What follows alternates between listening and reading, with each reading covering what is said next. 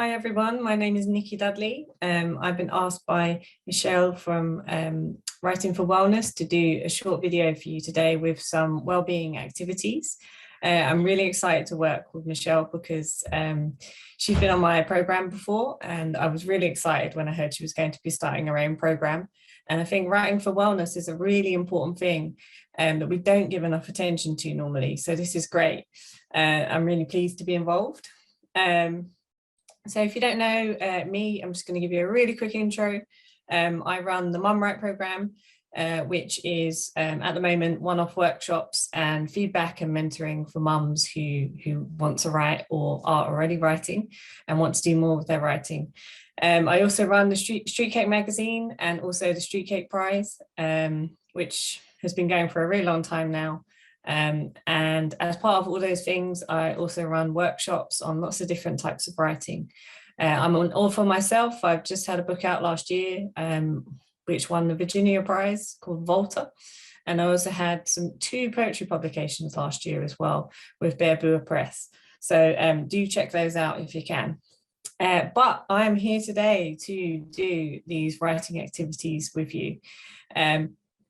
So my first one for today is going to be about fears and worries. And this is something that sometimes we don't like to think about or talk about. But actually, I think it's quite helpful to think about those things. At the moment, I'm actually writing lots of poems about my fears, which has actually been quite an interesting process. But today, we're going to think about your fears and your worries. Okay, so you are going to write down a little list of what keeps you up at night.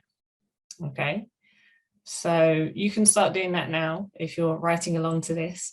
Try to write at least 5 things, maybe. You can keep going though, you can write 10, 15, 20, whatever you want to do. And you don't need to show this to anyone, okay? So don't worry about writing down whatever you like, okay? So what keeps you up at night? Now that could be a lot of things, okay? It could be fears about yourself. It could be fears about people you know, your family, your friends. It could be fears about the world around you. It could be absolutely anything. So I'm going to give you some time to be doing that. But while you're doing it, I'm just going to talk a little bit about what we're going to do with your list, okay? So look down your list, look at each one individually. If you've got a really long list, maybe choose 5 that you're going to focus on, and think about those in a bit more detail. So maybe write on a separate piece of paper, one at a time. Think about how can you reframe that fear or worry that you've written down. Can you turn it into something good, or maybe a challenge that you can overcome? You know, if you're afraid to fail, could you think of a way to counter that? What could you do to help yourself not to fail? So for example, if you're dissatisfied that you don't have time to write, as a mum, for example, personally, is there a way that you could somehow find some more time to work on that? Could you maybe not do another task which is not that important, and could you write instead for those 10, 20 minutes? Could you ask someone else to do a job for you and have a little bit of time so you can have some time for yourself? Could you ask a family member to look after your kids for half an hour? Could you ask a friend? What could you do to make this happen, basically?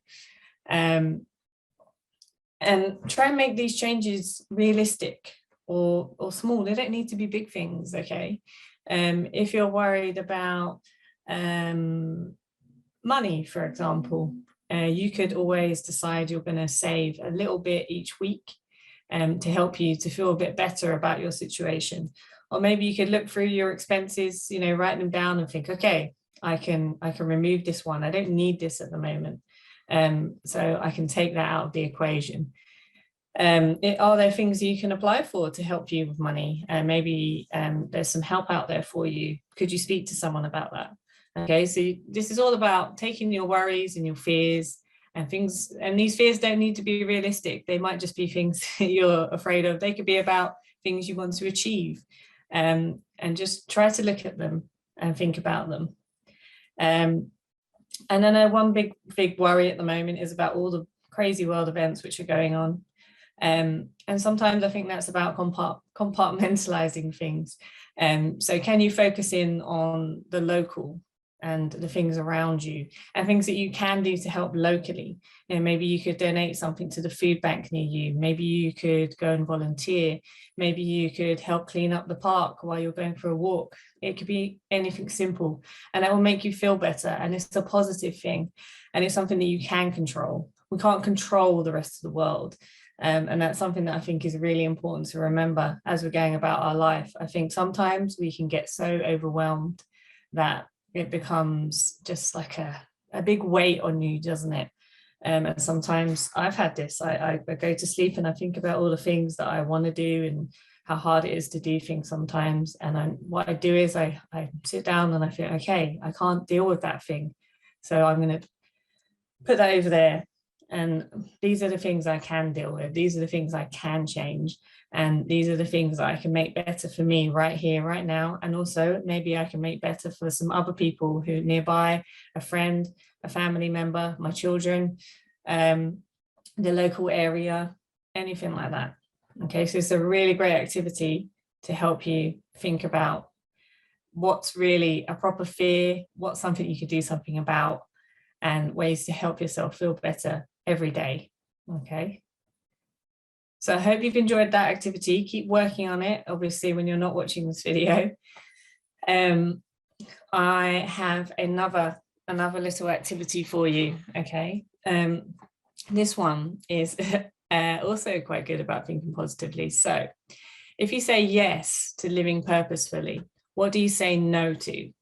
So this was actually, I actually went on a course for parents, and we did something similar to this. Okay, so I'm gonna tell you all about this. So think about what you spend your time doing. Okay, and obviously it's going to be different for the weekend and the weekday, but just choose a day as an example. Okay, you look at yesterday, or if you want to, you can choose Saturday, whatever you want to do.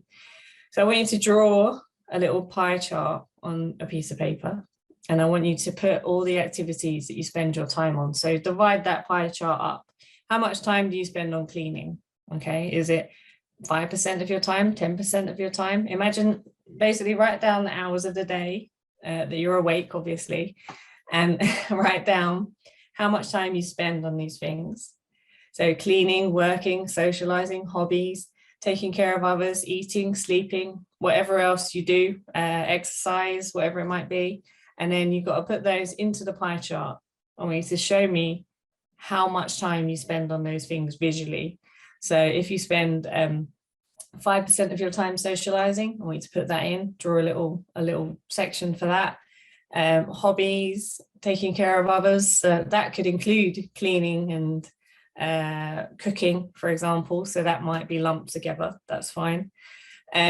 So what can you fit into, let's say, it's not going to be 24 hours really, is it? Because we're not awake all of those hours. So take 7 hours off that and see what's left. Then look at your pie chart. And I found this really interesting when I did this for myself. I looked at my pie chart and I thought, wow, there's no time for me to do anything that I want to be doing. So reading or writing or having coffee with a friend or something like that, because I'm so busy doing all the cleaning, the working, the taking care of others, the eating, the all the things in the house, the organizing. And where's my time? Where's my time for me to be doing what I want to be doing? And when you see it right in front of you like that, it's quite an interesting exercise. So please do it visually, get the paper out, do it properly, and have a look at how your time is being spent on an average day. Okay, then look at that pie chart and think, wow, I spend a lot of my time doing cleaning, okay, or organizing things. Can I get someone else to try and help me with this? Okay, is there a way that I could maybe I could leave that washing up today and I could do it tomorrow? Maybe I could leave that washing a little bit longer. Maybe I could ask my partner to put some washing on instead of me for a change. Or maybe that's not the case. Maybe your partner does more of the cooking, then great, that's good.